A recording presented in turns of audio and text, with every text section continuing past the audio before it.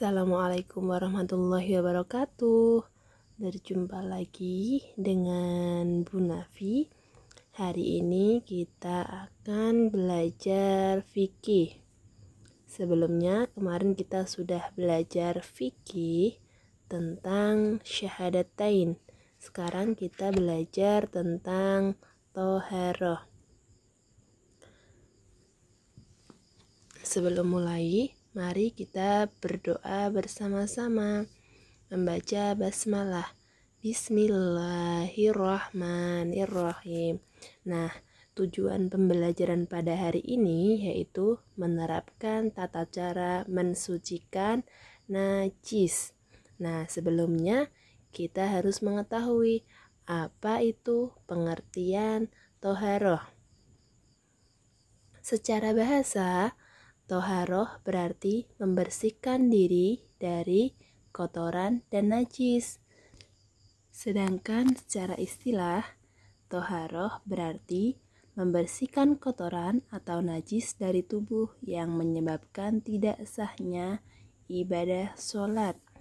Jadi, ketika ingin beribadah sholat, kita harus terhindar dari kotoran atau najis, sehingga badan kita dalam keadaan suci dan bersih begitu.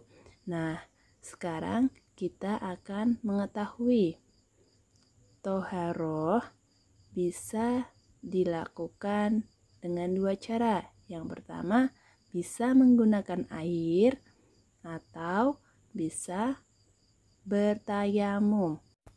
Tayamum dilakukan ketika kita tidak menemukan air.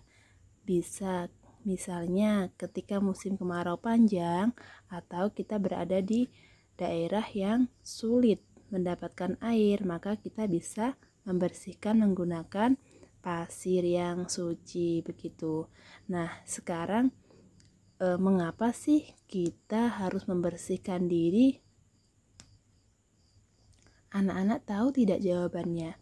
Nah, kita itu harus membersihkan diri karena salah satu syarat beribadah adalah suci dari kotoran, baik berupa hadas ataupun najis. Nah, suci itu artinya badan kita bersih dari segala hadas dan najis.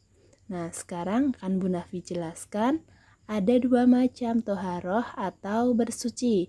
Yang pertama, bersuci dari hadas, dan yang kedua adalah bersuci dari najis. Masing-masing memiliki cara yang berbeda.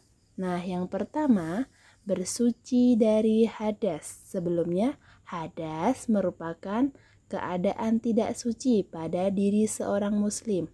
Hadas ada dua macam, yaitu hadas kecil dan hadas besar.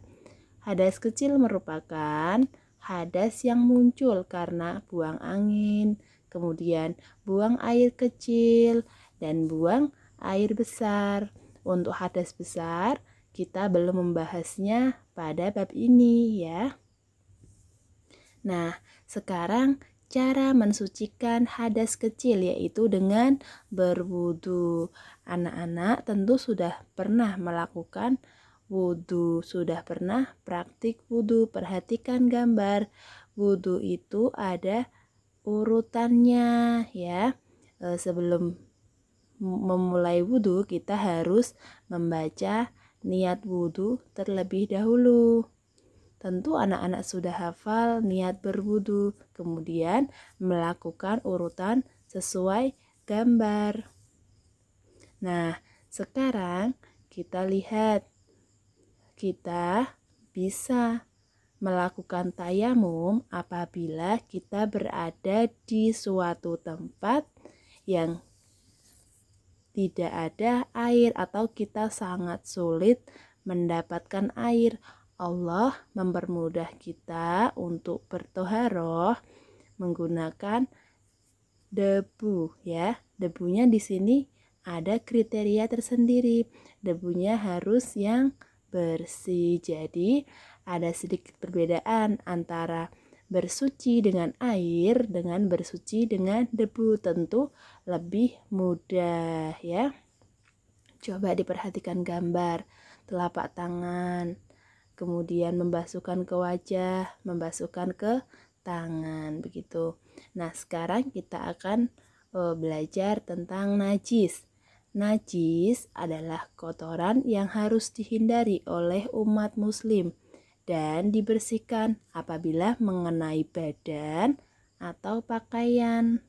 Nah, biasanya dalam kehidupan sehari-hari ketika bermain atau bertemu dengan hewan peliharaan, biasanya kita menjumpai najis. Ini sekarang kita belajar tentang contoh najis. Contoh najis yang pertama yaitu ada kotoran manusia maupun hewan. Jadi kotoran manusia termasuk najis. Kemudian ada darah dan nanah.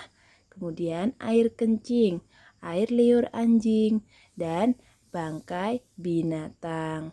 Nah, untuk lebih jelasnya nanti akan Bu Nafi jelaskan contoh najis ringan, contoh najis sedang, dan contoh najis yang berat beserta cara membersihkan diri dari najis tersebut.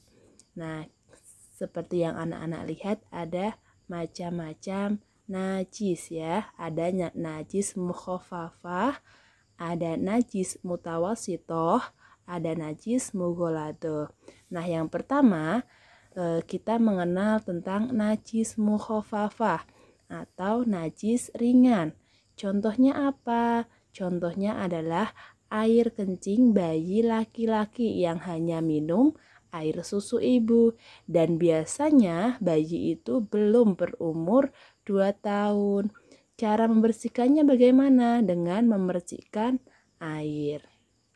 Nah, yang kedua yaitu najis mutawasitoh atau najis sedang. Contohnya kotoran hewan maupun manusia, kemudian nanah dan darah, kemudian bangkai hewan atau bangkai binatang, selain ikan dan belalang ya. Jadi kalau ikan dan belalang itu tidak najis. Nah, cara mensucikannya dengan menghilangkan najis tersebut, dibasuh menggunakan air sampai hilang warna dan baunya. Begitu untuk najis mutawasitoh.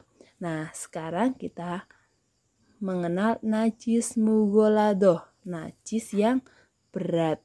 Nah, contohnya apa? Air liur anjing dan babi. Nah, bagaimana cara mensucikannya? Cara mensucikannya adalah dicuci dan dibersihkan sebanyak 7 kali. Dan salah satunya dicampur menggunakan tanah. Boleh di awal, boleh di akhir. Yang penting dibasuhnya 7 kali, salah satunya diberi tanah. Sekian pembelajaran hari ini, semoga bermanfaat. Bu Nafi akhiri, wassalamualaikum warahmatullahi wabarakatuh.